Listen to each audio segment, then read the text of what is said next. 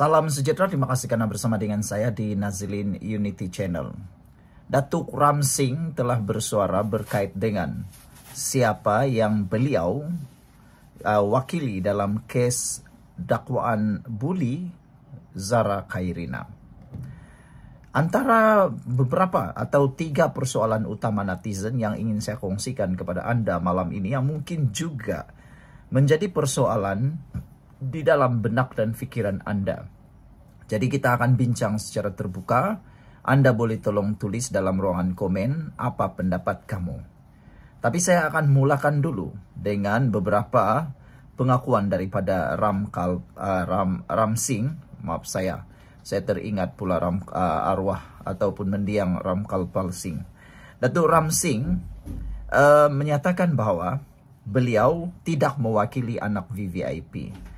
Yang ini menjadi pertikaian ramai netizen dalam ruangan media sosial, terutamanya TikTok, Facebook.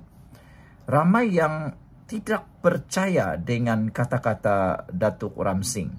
Sehingga ada yang kata, memang sifat seorang peguam, dia pandai memutar kata-kata mereka. Kalau kamu tanya saya percaya atau tidak, tentulah saya akan percaya. Sebab faktanya ada. Cuma dari segi spekulasi, mungkin Anda boleh menimbulkan pertanyaan. Ram Singh kata dia tidak mewakili anak VVIP. Dia mewakili anak biasa. Itu perdebatan pertama dalam media sosial. Jadi sebelum kita teruskan dua lagi perdebatan, jangan lupa tinggalkan komen Anda dengan tanda pagar solidarity untuk Zara. Baiklah saudara-saudara sekalian. Pertanyaan yang kedua yang mencakup tentang isu pendedahan Datuk Ram Singh bahwa beliau tidak mewakili anak VVIP ialah soalan daripada netizen. Kenapa Ram Singh mewakili anak ini ataupun mewakili tertuduh? Ram Singh menyatakan bahwa dia sedih dan sebagai bapa memandangkan mereka masih kanak-kanak. Itu sebabnya dia lakukan perkhidmatan ini secara pro bono bersama peguam lain. Beliau kata beliau berikan secara pro bono. Pro bono nih percuma. Jadi itu tanda tanya yang kedua daripada netizen. Kalau betul dia ingin mewakili, kata netizen, takkanlah bayaran tiada. Kalau Anda tanya saya percaya atau tidak, percayalah kan, kita percaya sebab dia menyatakan sendiri ada faktanya.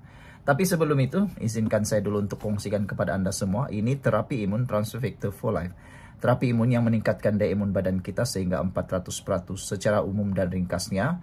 Apabila imun badan kita lemah, apabila imun badan kita bodoh, apabila imun badan kita tidak berfungsi dengan baik, kita kena penyakit. Apabila imun badan kita bodoh dan tidak berfungsi dengan baik juga, kita juga tidak sembuh daripada sebarang penyakit. Tapi dengan adanya terapi imun ini, mendidik imun badan kita menjadi kuat dan bijaksana serta seimbang, lalu mengetahui mana lawan mana kawan dalam tubuh badan kita, semua akar penyakit dihapuskan oleh imun badan kita sendiri. Jadi jawabannya mudah, kita sembuh daripada penyakit. Produk ini lulus KKM, halal dan diperakui oleh dokter-dokter di seluruh dunia.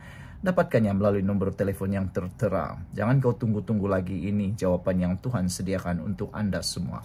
Saudara-saudara sekalian, persoalan kedua ialah tentang berapa bayaran yang dikenakan. Datuk Ram Singh kata percuma, pro bono. Ini pun jadi perdebatan juga dalam kalangan netizen. Kata mereka, mustahillah peguam dapat memberikan percuma, kata mereka. Dan ada juga persoalan yang ketiga, ialah kenapa Ram Singh membantu pembuli? Persoalan ini sebenarnya boleh menjadi persoalan di mana-mana kes. Sebenarnya, bukan dalam kes Zara Khairina sahaja, tetapi di dalam kes-kes yang lain. Contohnya, seorang pencuri, perompak, turut diwakili oleh seorang peguam. Pertama, kerana haknya. Yang kedua, ialah memang tugas peguam, dia berdiri di mana-mana sisi.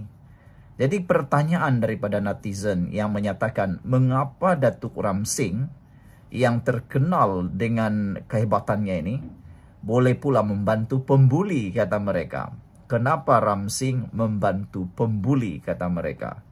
Jadi yang itu pun Anda boleh tolong tulis dalam ruangan komen. Tapi seperti yang saya nyatakan tadi, dalam isu itu memang banyak contoh yang boleh kita ambil.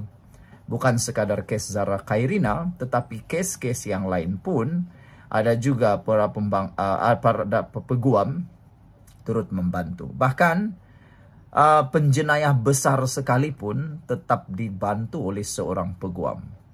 Pencuri, pembunuh, perogol, apalagi ya, langgar orang, apalagi perompak.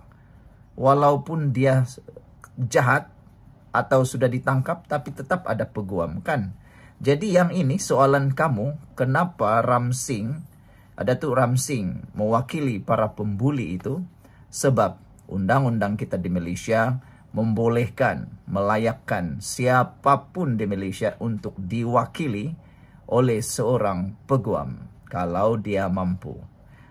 Jadi 3 persoalan itu kini menjadi perdebatan buah mulut besar di media-media sosial. Soalan pertama ialah, betulkah ada anak VVIP? Ramsing sudah menjawab, dia kata bukan anak VVIP. Jadi anak orang biasa-biasalah, kan? Kita boleh simpulkan yang anak yang diwakili itu adalah anak orang biasa. Tapi tak tahulah apa pula spekulasi yang sedang bermain. Kedua, soalan dia ialah berapa banyak bayaran dikenakan terhadap Datuk Ramsing. Datuk Ramsing sudah memberikan jawapan dia, yaitu secara pro bono.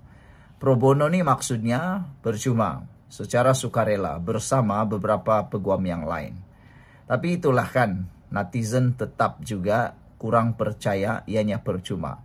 Memandangkan Datuk Ramsing bukan peguam yang calang-calang. Peguam ini adalah mewakili banyak kes-kes yang berprofil tinggi, superb. Kayangan punya kes lah, macam tu. Bahkan Najib pun dia tidak ambil, kan? Dan persoalan yang ketiga ialah, kenapa Datuk Ramsing membela kanak-kanak yang telah didakwa membuli itu. Itu persoalan netizen. Mereka kata, kenapa dia sanggup membela pembuli? Tapi undang-undang kita di Malaysia, kita memegang satu prinsip, yaitu seseorang tidak boleh dianggap bersalah sehinggalah dia terbukti bersalah. Netizen sepatutnya bersabar. Ada satu komen daripada netizen yang saya suka. Dia kata, netizen kena bersabar. Malaysia kena jadi normal semula. Tidak boleh menjatuhkan hukuman mengikut selera netizen semata-mata. Ditambah lagi sekarang zaman gadget, zaman media sosial. TikTok jangan sampai jadi mahkamah. Sebab sekarang ini TikTok kadang-kadang boleh bertindak seperti mahkamah. Belum dibicarakan, sudah dijatuhkan hukuman. Tentunya itu tidak membawa keadilan. Jadi itulah kenapa Datuk Ramsing mungkin mewakili 5 kanak-kanak yang didakwa pada hari ini. Banyak jugalah komen daripada netizen berkaitan dengan pendakwaan itu. Sampai ada yang kata halimunan, dakwaan 5 kanak-kanak tu halimunan, bilang dorang lah macam tu. Tapi sebenarnya sudah dinyatakan bahawa ada undang-undang khas untuk melindungi kanak-kanak. Tidak perlu kanak-kanak itu didedahkan, tidak perlu kanak-kanak itu ditonjolkan kepada umum, bahkan tidak perlu pun mereka diketahui. Kanak-kanak perlu dilindungi. Sekian untuk kali ini. Jangan lupa tinggalkan komen anda, tekan butang subscribe. Bye-bye.